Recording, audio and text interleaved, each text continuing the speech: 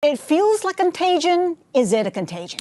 Well, it's starting to become a little bit more like contagion. Look, I think there are two narratives, dominant narratives in emerging markets at the moment. Unfortunately, both playing out fairly negatively. There is the one idea that the Fed is tightening both the price and quantity of liquidity, dollar liquidity, as that retraces, obviously puts focus on parts of emerging markets which run current account gaps, which have funding requirements, and so therefore naturally pressure on a lot of emerging markets. But it's gone beyond the strong dollar story. No, absolutely. So it almost certainly began with that, and there was obviously these idiosyncratic parts thrown in there, the Argentinas and Turkeys of the world. But yes, almost certainly it has gone. I mean, if you look at August, which was one of the worst performing months for emerging markets, actually dollar versus G10 didn't really go much. I mean, it did go up in the middle of the month, but it kind of retraced bulk of it. U.S. equities are near all-time highs.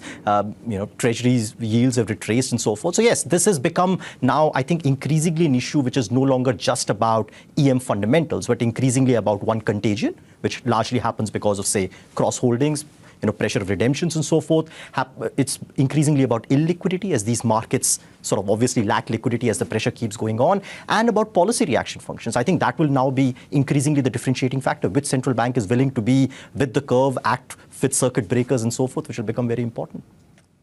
Yeah, Samir, it kind of feels that way that, when the time comes for this to turn around, it doesn't seem that there is enough juice out there. To your point, and let me just briefly mention some of these lines coming out of the Philippine Central Bank governor. I mean, inflation there, to a lot of people is getting out of hand. I mean, the one that came through today, 6.4%, higher than the highest of estimates, higher than the central bank estimate, higher than the government's estimates. And his comments now coming through from the governor, it's most critical to bring inflation back to the goal at its soonest, that the central bank will weigh the need for further policy action, and that they will be reassessing here the medium-term inflation path. With things like that in mind there, Samir, is there any real case to take your money out of U.S. assets right now?